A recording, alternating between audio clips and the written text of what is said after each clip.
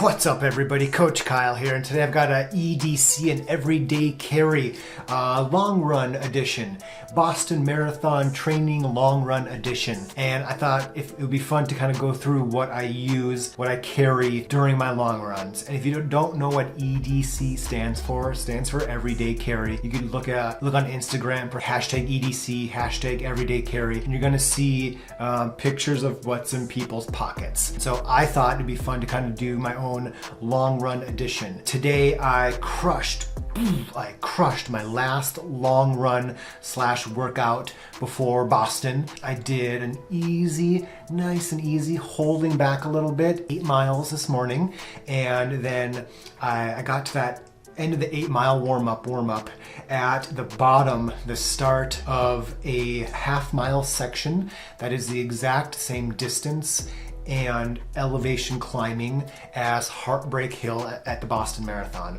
I did that 4 times, and I ran the 4 miles, slight downhill back home. And so the first 8 was really easy, like 8:30 pace, and the last 8, including that Heartbreak Hill repeat, was like in a 7:15 pace. And I'm gonna go through my basically my every Saturday EDC for my long runs, and I'm gonna start with my watch. It is the Coros Pace 2, and $200 for this bad boy. And I don't think for the money, even for double the money, you can get a better watch. It is the lightest GPS watch available. Battery life is 30 hours in normal mode GPS tracking, 60 in ultra mode. It's, again, super light, easy to read, and charges really quick. Like if you were like getting ready in the morning for your run and you realized your watch was dead, you could plug this in for 15 minutes and get a pretty decent charge out of it. And for the price, $200, you really can't beat this watch. It's a straight up simple running watch. There's not a ton of extra features, which is why they can keep the price down, they can keep the weight down, and they can keep the battery life up. So if you want to learn more about that, check out my video about the Coros Pace 2 and the Apex. But I recommend this watch to all my athletes who need a new GPS watch, and nobody regrets getting it. Next up, let's go with the shoes. So for Boston, I'm rocking the, what is this? I don't know. It's the Nike Zoom Vaporfly Next Percent. And Nike is their naming system, Vaporfly Next Percent. Super lightweight, $250 for this bad boy, or was it $275? But I only wear them for a couple workouts before my races and then the race. And so, yeah, it's $250, but it's gonna last me a couple years. And I've been doing most of my workouts in my previous carbon shoe, the Nike 4%.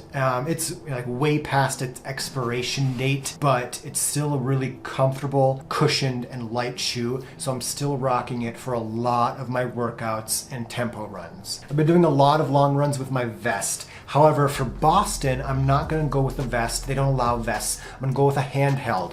And the handheld here, it's a throwaway bottle. During Boston, I'm not gonna wear the strap. I'm just gonna bring the bottle, and I'm gonna put 300 calories of Martin gel, or their hydro gel, in it. That's gonna get me through that with 20 ounces of water as my calorie source for that first hour of Boston. And then I'm probably gonna ditch the bottle. So I've been doing my tempo runs, my long runs recently with the bottle to kind of get used to simply carrying it. And this is a Camelback little handheld pocket. It fits most bottles. This happens to be a Camelback bottle, but habitually I've been going towards the vest just to have plenty of hydration. But performing well in races is all about specificity. And so my long runs, my long tempo runs over the last couple weeks especially have been pretty much in everything that I'm going to wear and use on race day at the Boston Marathon. And so I've been going with this for my long runs recently.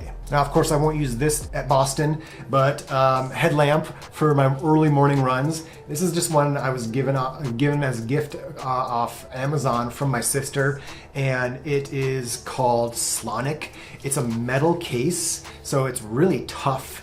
It's rechargeable, and it's other than the people that have those like belts with the super lights on them, this is the brightest headlamp all the time at any group run I go to. And so if you want a really super inexpensive, super bright rechargeable headlamp, I will link to this in the show notes of this video. It was like 28 degrees outside this morning, so I'm rocking a pair of gloves. They're just cheap gloves. I got them for free at a race. I'm not picky about gloves. For Boston, I might wear these with a pair of like the nitrile like medical gloves under them. So a pro tip, those nitrile gloves, they don't breathe well, but they keep your hands super warm. And so if you want something that doesn't take up any space, super light, check out wearing a pair of nitrile gloves under a really light pair of gloves like this. That's what I did spring 2021 when I ran my 121 half marathon PR, and it was snowing and sleeting at the start.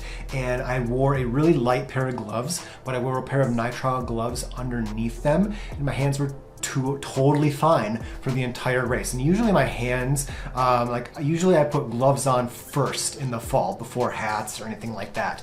But with those nitrile gloves, they kept my fingers totally comfortable. Glasses, got some glasses up here. I paid $1 for these at the discount overstock store. I'm not picky about my glasses. I thought they were kind of cool looking, and if they break or I lose them, who cares? But I'm probably not going to wear these for Boston because honestly, I don't really want to bother with them. I've got my cap, got my plant-based Runners Unite cap. There's my logo right there. This is what I wore this morning. It's a sweater I made, but I won't obviously wear a sweater for Boston, but I probably will wear a throwaway sweater and a pair of sweatpants to wear before the start, on the bus ride there, etc., to keep warm. And then it's very common at large races, people that, they wear a throwaway outfit to keep warm at the start. The race will pick those up and donate those to charity later on. And so I'll probably just wear something like that, and I'll ditch that before the start to just to keep warm at 8 in the morning when I'm standing around waiting to get going. All right, so socks. Socks are a big deal. I swear by Injinji toe socks. If you want to learn more about those, check out my video about these. They're amazing. They're game changers. I used to struggle with blisters between my toes, and with these I've been able to do ultra marathons and not have to deal with blisters. And so game changer for me right here, and they keep my feet cooler. Think of like a mitten, like a normal sock, a mitten versus a glove. These are they're like gloves. They're a little bit cooler than your typical sock or mitten. So check these out if you're curious about kind of upping your sock game. Okay, so now the shorts that I'm gonna wear these from John G. And so they're tights, and you can see that they've got a little band right here. And my calories were from Science and Sport this morning. And so I keep these. I like the side pockets are nice. Got some toilet paper just in case. But the side pockets are amazing. Like if you've never ran in shorts or tights with side pockets, you're totally missing out. You forget you have things in your pockets. Now with a phone, I'm gonna have to have my phone with me for Boston, just because my wife and I will need to kind of be able to communicate afterwards. So I'll have to have my phone with me. But with my phone in one, with 4 gels in the other side, it weighs the shorts, the tights down a little bit, so I do have to cinch them up pretty good, but it's not cinching them up to where they're uncomfortable. And I might have to pull them up just a little bit a couple times during the first mile or two, but I think after I get sweating a little bit, I don't touch them for the rest of the run. After mile 2, I didn't touch them for the rest of the 16 this morning, so definitely a big fan of these. Like I said, I'm going with Science and Sport for after hour 1 and after hour 2. So for the second hour and the third hour, I'm gonna do 2 of these per hour. It'll be 300 calories per hour is what I'm shooting for. That's what I did this morning.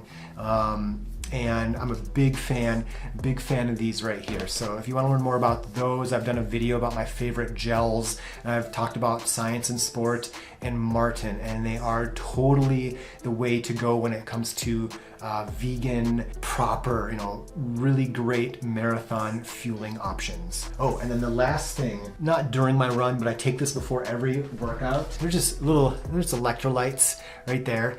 And they're from Base. And the great things about these is that it's a powder. And so every morning before my run, I do that. I lick my thumb and I do that. And I get my electrolytes from that. And the reason that I've started this practice is because I was getting post-run headaches that would last all day. Sometimes, a few times, I woke up and I still had the headache. I figured out, I played around with hydration, electrolytes before, during, and after, drinking more, etc. Pre-run electrolytes did it, and I just use these. They're inexpensive because they're not capsules or anything like that. You get a large container, so this is the way to go. So any of these products, they're linked below in the description of this video if you want to check them out. And that is my EDC, my everyday carry for Boston Marathon long run training. And I hope that you maybe found a new product, you got some ideas on things to try, things to check out. And if you have any questions or comments, drop them below. And thanks for watching. I hope you found this valuable, and I hope you learned something.